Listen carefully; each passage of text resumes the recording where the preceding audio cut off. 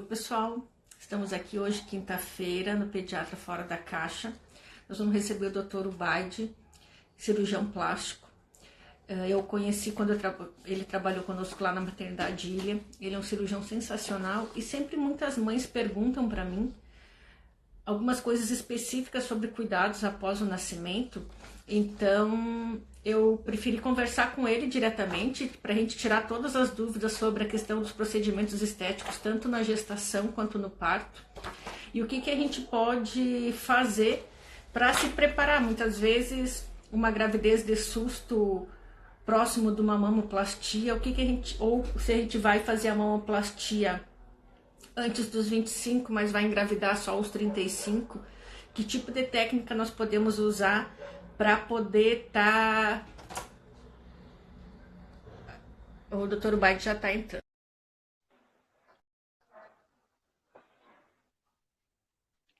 Para a gente poder estar nos preparando mesmo, né? Oi, Dr. Ubaide, muito obrigada por estar aqui comigo.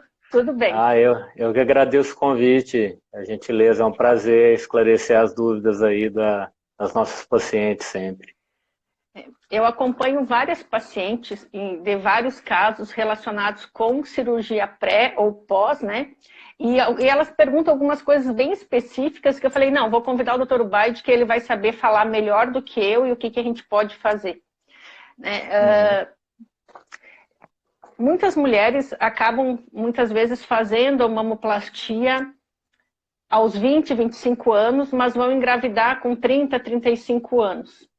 E antigamente sempre tinha aquela coisa de, mas se você fez mamoplastia, você não vai conseguir amamentar. E hoje eu vejo que não é isso, né? As mulheres amamentam bem com mamoplastia, mas eu percebo uma ou outra dificuldade dependendo da técnica que foi utilizada. O que o doutor acha sobre a questão da amamentação e a mamoplastia? Como que a gente pode minimizar os efeitos que podem danificar a amamentação? Sim. Então, na verdade, essa questão ela é totalmente dependente da técnica empregada, né? E de como a mama da paciente era previamente, né? Então, assim, a mamoplastia mais comum é a mamoplastia de aumento, né?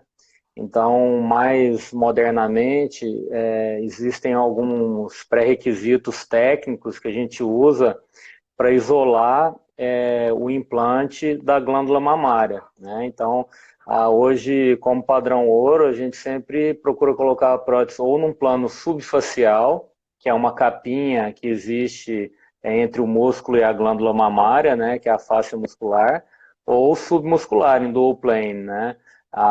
Porque isso vai isolar a glândula mamária, né? A glândula mamária, deixa eu ver se tem uma fotinha aqui. A glândula mamária ela vai ficar totalmente para cima, né? E o implante vai ficar aqui embaixo de uma capinha que é a face muscular. Ou o implante vai ficar embaixo do músculo, né? Que é esse folhetinho aqui. Quando a gente não mexe na glândula mamária, né? Isso é muito importante até do ponto de vista de isolamento da prótese, de prevenção de infecção, de prevenção de infecção subclínica, criação de biofilme na prótese que no futuro pode até gerar um problema na prótese. É muito importante a gente seguir alguns critérios na hora de fazer uma mamoplastia de aumento. Então, a mamoplastia de aumento feita da maneira correta, ela não vai repercutir na amamentação, né? O que acontece, que eu aconselho, né, as pacientes que estão pensando em engravidar brevemente, eu não aconselho que elas coloquem um implante muito grande, porque ela já vai causar um estiramento cutâneo, né? Aí se ela engravida e a glândula hipertrofia, a glândula cresce, né? E pode gerar estria na mama, pode gerar flacidez, né? Mas se a paciente vai engravidar mais tarde, depois de muito tempo, né? Não tem grande problema para a amamentação. Agora, a mamoplastia redutora, quando a gente tem que tirar a parênquima da mama, a gente tem que tirar a glândula, naturalmente vai ter um certo grau de interferência na amamentação, né? Eu explico para os pacientes, é como se você estivesse reduzindo o parque industrial de uma fábrica, né? Se ela tem uma quantidade de glândula, você reduziu a glândula e migrou a posição da areola de uma posição mais baixa para uma posição mais alta, o ducto Uhum. mamário ele não vai ficar retinho igual ele era, né? Então, naturalmente, quanto mais você reduz a mama, mais você vai repercutir numa futura lactação, né? Aí tem que analisar o custo-benefício de Sim. fazer a cirurgia, né? Muitas vezes a mama é tão grande, né, que está causando outros problemas, aí a amamentação Uhum. ela passa a ser Algo secundária, secundário né? daí, né? Sim. E com o passar do tempo, tem chance, no caso da mamoplastia redutora, de refazer algum ducto ou depois que cortado, está cortado e não tem mais o que fazer? Não, depois de algum tempo, né, existem ductos, principalmente a porção superior glandular, e os Uhum. ductos eles ficaram intactos, né? Então a paciente ela vai produzir o colostro, né? De repente ela não vai conseguir. Tem paciente que consegue, depende da agressividade da redução, né? Sim, sim. Mas normalmente para a gente conseguir um bom resultado estético em quem tem mama muito grande, a gente tem que fazer uma redução considerável, senão a paciente Uhum. continua achando que a mama ficou grande, Grande. ou se a mama redutora, se a gente deixar ela pesada, ela pitosa de novo, ela cai de novo. Uhum. Então, a mama redutora eu já não boto tanta expectativa de amamentar, lógico, vai amamentar um pouco, mas assim, a paciente não pode contar com isso, porque senão Uhum. você não consegue nem o resultado estético e nem a paciente nem amamenta plenamente, nem tem um resultado estético pleno, né? Então, se a Entendi. mama é grande, se é uma cirurgia reparadora, tem que reduzir, vai ter um certo grau de produção de leite, mas não vai ser uma produção Uhum. normal, diferente da mamoplastia de aumento, da colocação da prótese, que vai deixar a glândula intacta, né? Só vai Uhum. aumentar por trás, né? A glândula vai ser toda jogada para frente e o implante vai ficar aqui atrás. Então, não tem nenhum comprometimento. O implante mamário ele fica nessa posição, a glândula fica aqui, Uhum. o leite ele é produzido daqui para cima, né? Então Cima, entendi. não vai ter nenhuma repercussão.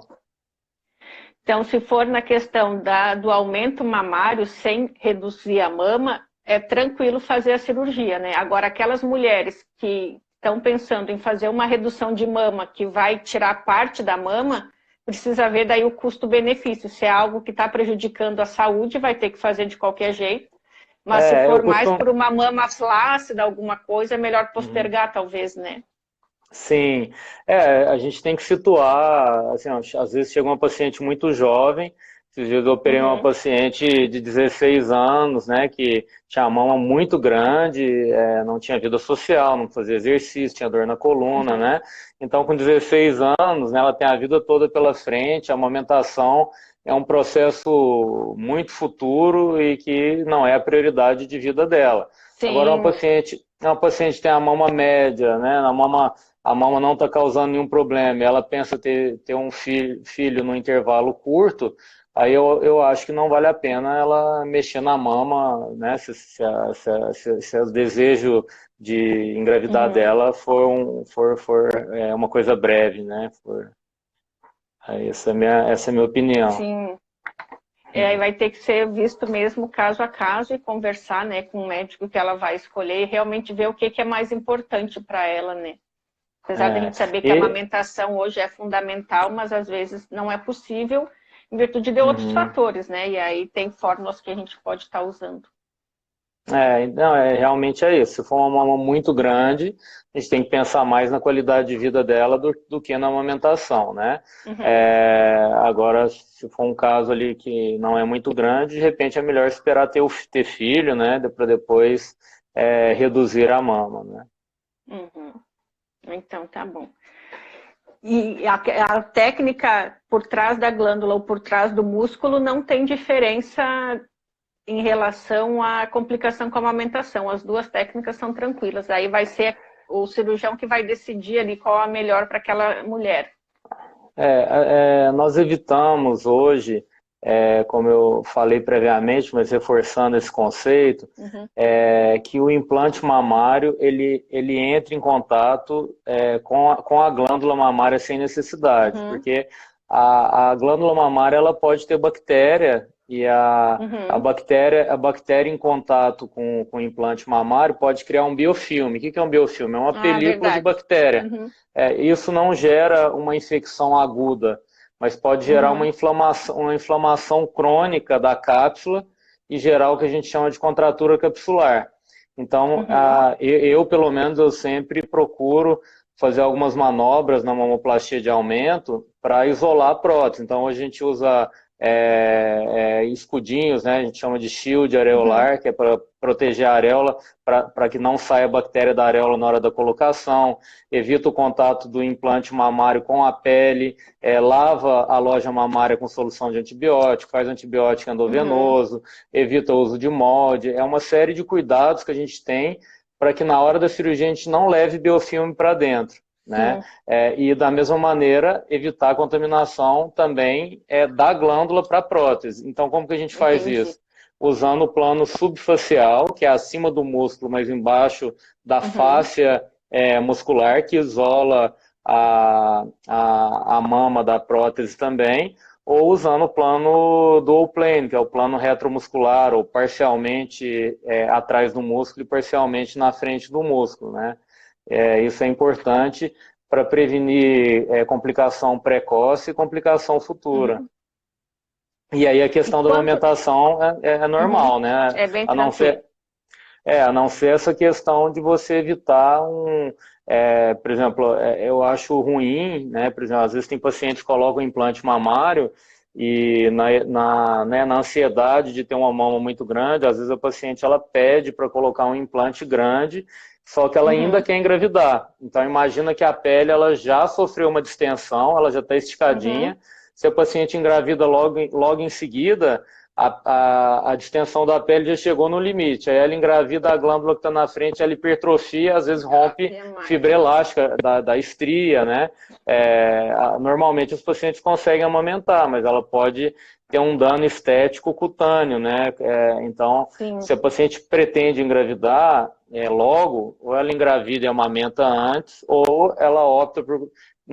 idealmente, ela não coloca um implante tão grande a ponto de quando ela amamentar causar uma lesão na pele dela, né? Mas a maioria dos casos, os pacientes colocam prótese, elas não estão pensando em engravidar tão cedo, né? Ou pelo menos nos próximos 3 anos. E qual seria né? o período mais seguro após a cirurgia de mama, de aumento de mama, para engravidar sem ter essas complicações da distensão da pele e de algum deslocamento da prótese, alguma coisa? Se eu resolver aumentar a minha mama, quanto tempo depois eu posso engravidar com segurança? Tenho assim um tempo? Não, então, na verdade, depende de vários fatores, né? Depende se a paciente ela já foi no limite da pele dela ali de distensão, né? E a pele dela é pouco complacente, de repente, mesmo que ela engravide mais tarde, pode, né? Ela vai causar uma distensão extra. Mas se a gente for mais conservador, não botar uma prótese tão grande, provavelmente não vai gerar nenhuma repercussão. A outra coisa importante, ou talvez a principal, é quando a paciente estiver planejando de engravidar, ela hidratar bem a mama dela. A gente ensina umas ginásticas, né, uns exercícios de distensão da pele, né, como se a areola fosse um sol, e ela vai puxando e tracionando a pele, né, quando ela engravida, para causar um estímulo de aumento do espaço intercelular e mitose, para a pele, você estirar a pele de maneira gradual e não de maneira abrupta, né? Ela faz massagem, pode fazer hidratação, mas assim, não existe um prazo, né? Existe um conjunto de fatores, né? Mas de maneira geral, eu acho que não é uma boa ideia colocar uma prótese e engravidar antes de 1 ano, né? Até para a pessoa usufruir do efeito estético do benefício, implante. Né, da implante. Sim.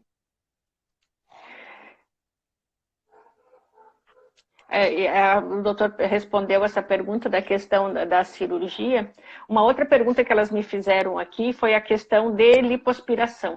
A mesma questão, se quanto tempo após a gestação pode ser feita a lipoaspiração, e se eu já fiz a lipoaspiração, se o risco de eu perder com uma gravidez em seguida é grande. Hum.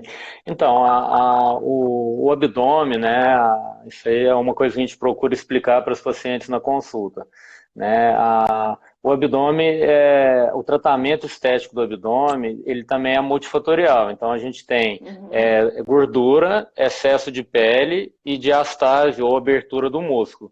Então, a primeira uhum, coisa, a gente tem que identificar qual que é o problema da paciente. Se o problema da paciente for só gordura, a remoção da gordura, ela não tem nada a ver com a gestação. Depois ela pode engravidar, né? Que isso não vai causar, a gordura não vai voltar, né? Só se ela engordar uhum, novamente. Normalmente, os adipócitos que são removidos, por exemplo, do abdômen, é como se o adipócito fosse um armarinho aonde a gente guarda a gordura. Então tem uma coisa que chama balanço calórico. Você tem um balanço calórico positivo, neutro ou negativo. Se você consome mais gordura do que você gasta, mais caloria do que você gasta, uhum, naturalmente você vai engordar. Não interessa se você fez uma abdominoplastia, se fez uma lipo, para algum lugar aquela caloria tem que ir. uhum, Só que quando você aspira a gordura, quando você aspira a gordura de um determinado lugar, você tira uma massa de adipócito, né? Você tinha vários adipócitos, você removeu aquelas células de gordura que estavam ali, e o adipócito na idade adulta, teoricamente, ele não multiplica mais.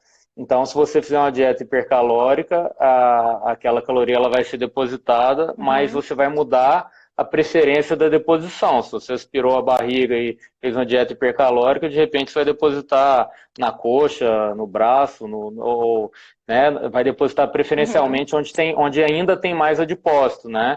Então, por isso que todo procedimento estético que a paciente faz, ela tem que manter depois, através de uma dieta, né? Não adianta ela emagrecer demais e depois engordar de novo. Ela tem que chegar mais ou menos num balanço, no equilíbrio ali, no eixo metabólico dela. Agora, uhum, a abdominoplastia é diferente. Se você tirou pele, é a mesma coisa da mama. Se você tirou pele, deixou a barriga bem esticada e engravidou na sequência, você tem que ter um controle muito bom do ganho de peso, que é a mesma coisa da mama. Se a paciente engordar 20 quilos, vai ter alteração da pele e da estética mamária. Se a paciente uhum, engordar 9, 10 quilos, né? Então, acompanhamento nutricional, atividade física, né? Mas, idealmente, também é a mesma coisa. O paciente fez uma abdominoplastia. Se ela engravidar num período curto, né, após a abdominoplastia, ela pode ter mais dano estético do abdômen, como estria, porque o abdômen já está esticado, né, ou alargamento da cicatriz. Agora, se a paciente esperou a pele acomodar, hidratou a pele, fez massagem, fez os uhum, exercícios de tração que a gente explica, e aquela distensão da pele foi progressiva ao longo dos 9 meses, é improvável que ela tenha estria. Agora, se ela, em um sim. mês, a barriga cresce, talvez ela aconteça de ter estrias, né, durante Até tem a... uma pergunta específica da abdominoplastia que mandaram hoje no Stories, se a abdominoplastia interfere no crescimento do bebê pelo fato da barriga estar reta e às vezes impedir o crescimento. Foi a pergunta da seguidora. Teria algum... É, então, isso é uma coisa bem controversa, né? Na prática, a diastase, a aplicatura da diastase, né, ela não vai impedir o crescimento do útero, né? Porque os tecidos, Uhum, eles são distensíveis, né? Ele vai se adaptando, né? O espaço intraabdominal vai crescendo, né? Eu já vi relatos de literatura de restrição de crescimento fetal pós-cirurgia abdominal. Mas na uhum, prática, eu tenho vários pacientes que já engravidaram após abdominoplastia, inclusive pessoas próximas, assim, e uhum, a gestação é normal, mas tem que ter um acompanhamento, né?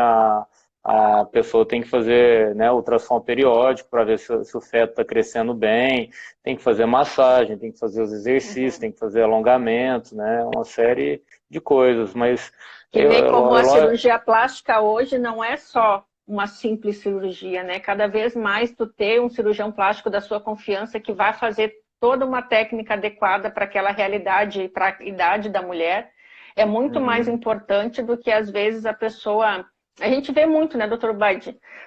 sim. Esses consórcios de várias coisas, esses pessoas que nem são cirurgiãs plásticas fazendo procedimentos estéticos assim, invasivos, que deveriam ser só do médico cirurgião mesmo.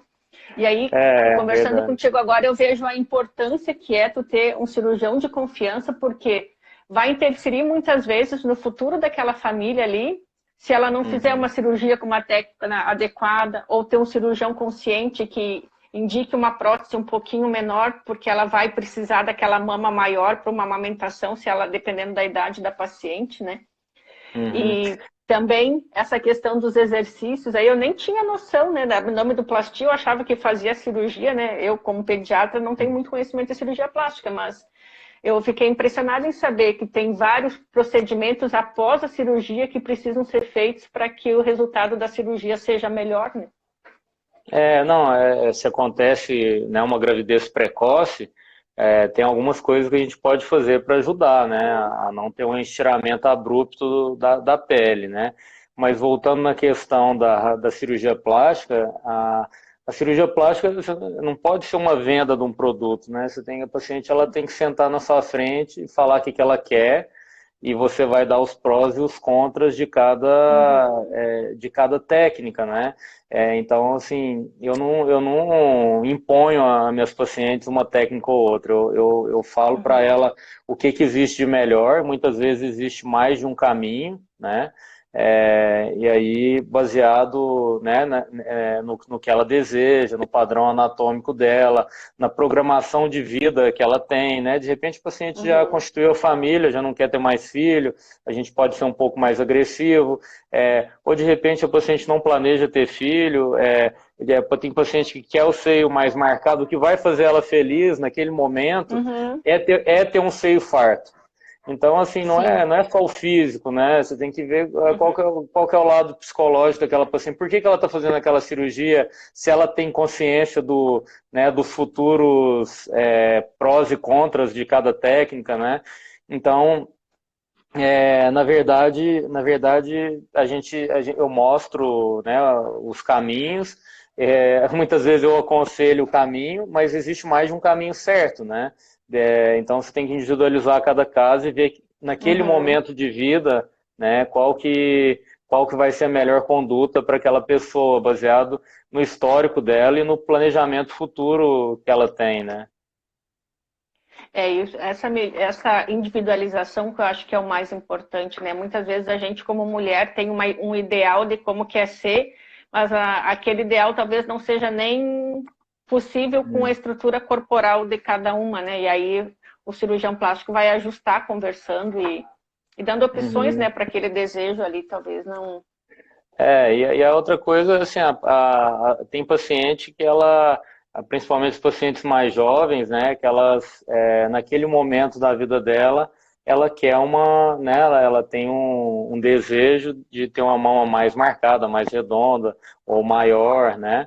Aí é isso que eu falo. Geralmente a gente conversa, né? Expõe os prós e os contras, mas assim, a paciente que ela é novinha, ela vai ter muito tempo para a pele dela adquirir uma complacência. Então lá no futuro, um crescimento da mama não vai repercutir na pele, né? É bem diferente de uma paciente que botou a prótese e engravidou na sequência. Não deu tempo do tecido acomodar, né? Existe um estudo que relaciona estria com gestação. Eu não me lembro exatamente dos dados, mas assim, as pacientes com menos de 18, 17 anos que engravidam, elas têm na faixa de 70% de chance, mais ou menos esse número, de ter estria na barriga. Por quê? Porque a pele está muito esticada e a barriga cresce rápido, né? Então vai rompendo aquela cílio. Quanto mais dura a pele e mais abrupto é o estiramento, maior a chance de dar estria. Por outro lado, as pacientes, depois dos 28 anos, elas têm 15% de chance de ter estria. Lógico que depende do ganho de peso, depende da retenção hídrica, né? Mas no geral, quanto mais tempo a paciente tem para a pele acomodar ou para a pele sobrar, que na verdade a luta é para não sobrar pele, né? E a gente vai envelhecendo, vai perdendo colágeno, vai aumentando a flacidez da pele, então naturalmente com o tempo a pele ela vai ter mais complacência para sofrer um novo estiramento, né? Sim. Até foi uma das perguntas que mandaram para mim no Stories, que se tem tratamento para estria. Ela não especificou se era cirúrgico ou se era estético em si, mas eu não sei se o doutor tem como falar alguma coisa sobre o tratamento de estrias. Sim, sim. Então, na verdade, assim, ó, quando eu acho que vai sair estria, né, menos no caso quando a paciente já está grávida, que ela não pode usar esses produtos, quando, por exemplo, eu coloquei uma prótese de mama, eu achei que a mama dela tá esticadinha, tá muito brilhosa, você vê que a pele tá bem esticada. Antes de dar estria, eu já uso um ácido retinóico tópico, já peço para o paciente fazer uma suplementação de colágeno, que isso aí, o ácido retinóico, ele vai causar uma irritação e vai estimular a produção de colágeno, né? Então, muitas vezes a gente evita a estria com hidratação, com tópicos, com creme, com ácido retinóico. Depois que a estria já saiu, aí é um pouco difícil de tratar. Tem tratamentos de camuflagem, né? Tem peeling, laser, tem microagulhamento, tratamentos cosméticos, né? Mas aí é um pouquinho mais difícil. Aquela estria roxa, ela vai ficar branquinha. Mas a estria branquinha, na prática mesmo, os resultados cosméticos que eu conheço são um pouco pobres, né? Geralmente é bom o ideal é você prevenir mesmo a ocorrência da estria e você tratar quando a estria sai. A estria precoce, às vezes você consegue retrair. Depois que a estria já virou uma cicatriz, já virou uma ruptura mesmo da fibra ali das fibras elásticas e de colágeno, aí ela virou tipo uma cicatriz. É difícil você conseguir regredir a estria branquinha, mas a estria arroxeada, a estria precoce, a gente consegue uma boa melhora cosmética dela, assim. Ai, que bacana. Uma outra pergunta que falaram, e é uma controvérsia muito grande, vários profissionais orientam de um jeito ou de outro, é sobre o uso da cinta modeladora logo após o parto. Se seria benéfico ou não para a parede abdominal ficar mais retinha, se isso faria um benefício, no caso, estético, né? Então, a cinta, ela não vai fazer milagre, né? A cinta, ela vai fazer uma compressão e vai reduzir o edema, o inchaço, e de repente vai prevenir um pouco seroma na incisão cirúrgica, vai evitar que inche. Mas a parede abdominal, ela é um órgão muscular, né? Então, assim, o músculo, não adianta o músculo estar no lugar se o músculo for mole, é igual o músculo do braço da gente. Se ele for tonificado, ele mexe pouco. Se ele for flácido, ele mexe muito. Então, assim, a paciente de plástico, ela sempre quer uma solução mais fácil, mas o ideal é ela fazer atividade física durante a gestação e depois da gestação ela retornar à atividade física. Quanto menos ela engordar, né, menos vai dar diastase. Lógico, dentro do limite saudável, quanto melhor for a alimentação dela, quanto mais atividade física ela fizer durante a gestação e quanto mais precocemente ela voltar para a atividade física, menos diastase, menos abolamento abdominal ela vai ter. Sim. A cinta é só para comprimir, né? Pelo contrário, eu acho até não vai fazer diferença. Não, na verdade, as pacientes que fazem abdominoplastia, eu acho até que o uso prolongado da cinta enfraquece a parede abdominal. É como se fosse um gesso no braço, tá estabilizando a postura da paciente sem ela fazer força. Então o músculo fica mole. Às vezes a paciente tira a cinta, o músculo ele tá juntinho, ele tá amarrado, mas ele tá mole, ele tá complacente. Entendi. Então a paciente ela tem que voltar a tonificar o músculo, fortalecer o core, né? A musculatura paravertebral, a musculatura abdominal, para ela, o abdômen forte, para você ter força muscular, desenvolvimento muscular, o primeiro passo é você ter um abdômen forte. Tudo que você vai fazer, vai levantar um peso, né, com bíceps, você tem que contrair o abdômen, tem que contrair a musculatura paravertebral. Então, assim, ganhar pouco peso, controlar, fazer atividade física, no pós também fazer atividade física, e pode eu de repente usar a malha aí na primeira semana, segunda semana, só para não ter retenção de líquido intercelular, ou para diminuir o seroma, né, onde cortou ali, para não acumular líquido, né, de maneira eu acho que aí nesse ponto ajuda, né? Mas falar que a cinta diminui diastase, eu não Não é, acredito, né? não. Porque a diastase ela formou durante a gestação, né? O útero cresceu e Uhum. afastou o músculo, né? Então, eu não acho Então, que o vai uso ali, ser. não. E realmente tem, antigamente, quando eu fiz os meus partos, há 20 anos atrás praticamente, eles indicavam muito essa cinta, e com o decorrer do tempo, eu vi que o pessoal parou realmente de indicar, eu acho que porque viram que não adiantava nada, e às vezes dava até uma retenção ali, dificultava mesmo Sim. a drenagem por apertar, né? O Uma vaso outra pergunta, linfático, não, pode o vaso falar. linfático, ele é uma estrutura extremamente sensível, né? Se você apertar ele Uhum. demais, ele colaba. Então, em vez de você ajudar na drenagem, você pressiona o vaso linfático, ele colaba, ele perde, você prejudica a drenagem, né? Uhum. Então, assim, no passado tinha cirurgião que engessava a mama com gesso, né? Depois da mamoplastia. Hoje a gente sabe que a gente tem que criar estrutura, né? Se você quer levantar uma mama, né, com uma prótese, você pode usar um Uhum. implante mais aderente, né? Você pode usar uma alça de sustentação muscular. Existem técnicas muito mais modernas para a gente alcançar, né, os resultados do que com imobilização, né? Sim, imagina como é que não era antigamente, né? Algumas coisas. Outra Sim. pergunta que elas mandaram foi sobre procedimentos faciais. É mais difícil, eu penso, né, fazer um lifting facial logo após, até porque mulheres mais velhas que fazem, né, eu não sei qual é a experiência do doutor, mas se a gestação interfere na realização do lifting facial e engravidar logo após um lifting, se isso poderia prejudicar o procedimento em si. Então, a primeira coisa para qualquer procedimento estético é esperar a paciente voltar ao status normal dela, né? Então, a paciente Uhum, pós-gestação ou a paciente durante a amamentação, ela está influenciada por hormônios próprios dessa fase, né? Então, você vai fazer um procedimento estético numa grávida ou numa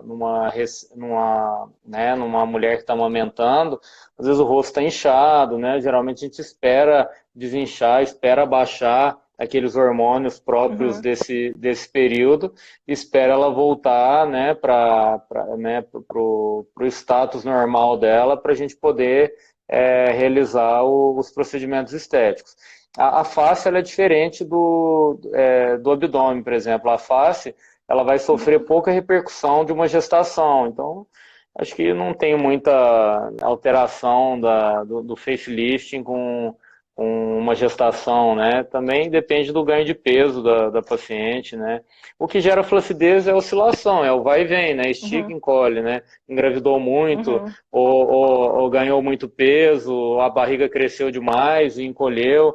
É gestação e oscilação de peso, né? O efeitinho uhum. sanfona ali do vai e volta é que vai esticando a pele e depois a pele não retorna, né? Aí cria flacidez. Nosso paciente, mas aí na face o ganho de peso tem que ser muito grande para poder esticar a face, poder gerar flacidez de pele, né? Eu acho Uhum. que vai repercutir bem menos do que na barriga e na mama. Em relação ao Botox, é contraindicado? Claro que ninguém vai botar Botox na gestação, eu imagino, né? Mas às vezes, assim, É, fez o Botox sem saber que estava grávida e estava com 8 semanas, por exemplo, de gravidez. Vai ter algum problema?